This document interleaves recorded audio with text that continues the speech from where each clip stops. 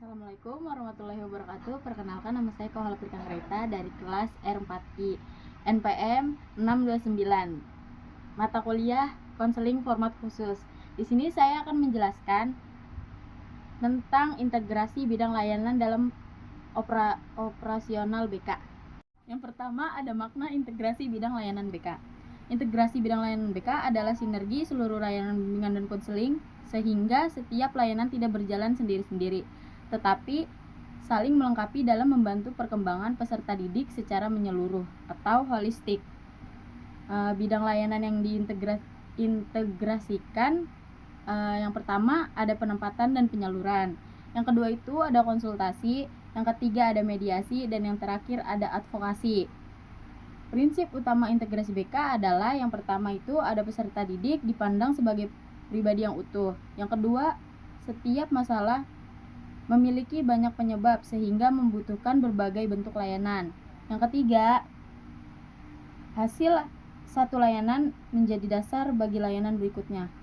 Dan yang terakhir, seluruh layanan diarahkan untuk mendukung perkembangan akademik, pribadi, sosial, karir peserta didik. Dengan demikian, layanan BK tidak lagi bersifat parsial atau melainkan menjadi satu sistem intervensi yang saling terhubung. Yang kedua, ada bentuk operasional bidang layanan dalam praktik BK. Dalam pelaksanaan di sekolah, integrasi diwujudkan melalui beberapa bentuk operasional. Yang pertama itu ada filosofi konektivitas layanan. Guru BK memandang seluruh layanan sebagai satu kesatuan. Setiap tindakan dalam suatu layanan akan berdampak pada layanan lainnya, sehingga penyelesaian masalah dilakukan secara komprehensif. Yang kedua, ada model alur kerja terpadu. Setiap kasus memiliki alur penanganan yang jelas. Misalnya, yang pertama itu ada konsultasi menghasilkan informasi. Yang kedua, ada informasi tersebut menjadi dasar penempatan. Yang ketiga, hasil penempatan dievaluasi. Yang keempat, bila muncul konflik dilakukan mediasi. Yang terakhir, jika ditemukan pelanggaran hak peserta didik, maka dilakukan advokasi. Dengan demikian, layanan berlangsung berkesinambungan.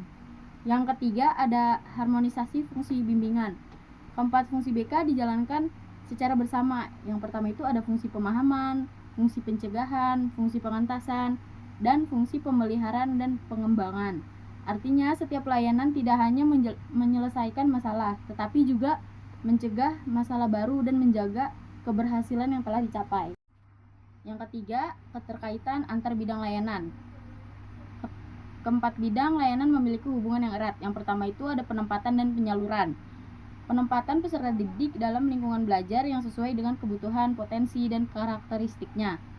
Yang kedua itu ada konsultasi.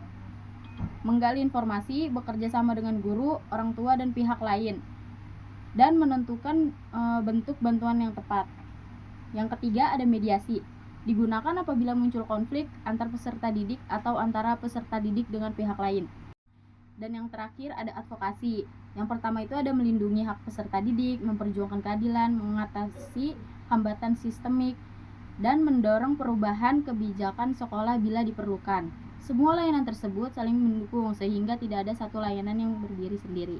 Yang keempat, ada peran konselor atau guru BK dalam mengintegrasikan layanan. Yang pertama itu ada manajer kasus, mengidentifikasi masalah, menyusun prioritas, serta menentukan layanan yang diperlukan. Yang kedua itu ada koordinator layanan, menghubungkan peserta didik dengan guru mata pelajaran, wali kelas, orang tua, kepala sekolah, maupun pihak luar. Yang ketiga ada fasilitator, memfasilitasi komunikasi, kerjasama, dan penyelesaian masalah. Yang keempat ada mediator, menengahi konflik dan membantu peserta didik menemukan solusi secara damai.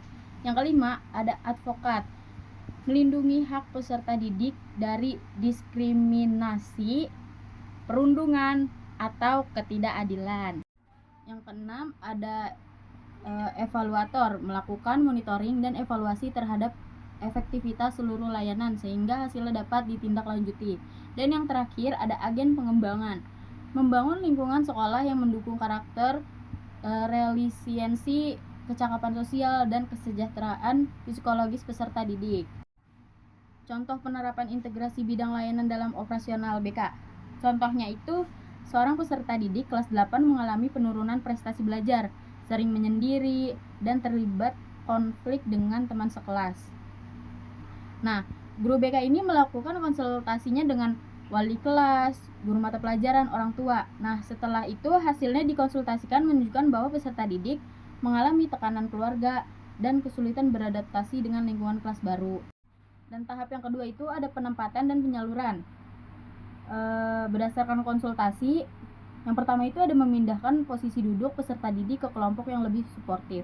Yang kedua, mengikut sertakan peserta didik dalam kegiatan ekstrakurikuler sesuai dengan minatnya. Yang ketiga itu ada penempatan peserta didik dalam kelompok belajar yang kondusif. Tahap yang ketiga ada mediasi. Karena masih menjadi konflik dengan teman sekelas, guru BK memfasilitasi mediasi. Yang pertama itu ada mendengarkan kedua belah pihak. Yang kedua itu membangun empati. Yang ketiga menyusun kesepakatan bersama. Dan yang terakhir membuat komitmen menjaga hubungan baik. Selanjutnya ada tahap evaluasi dan tindak lanjut. Yang pertama itu ada observasi perkembangan. Yang kedua konsultasi lanjutan dengan orang tua dan guru. Yang ketiga ada evaluasi hasil penempatan. Yang keempat ada monitoring kondisi psikologis peserta didik. Nah, hasil akhirnya itu peserta didik menunjukkan peningkatan prestasi, mampu berinteraksi kembali dengan teman, lebih percaya diri, dan merasa aman di lingkungan sekolah. Yang terakhir ada kesimpulan. Bidang integrasi bidang layanan BK merupakan pendekatan yang menghubungkan penempatan penyaluran, konsultasi, mediasi, serta advokasi menjadi satu sistem layanan yang utuh.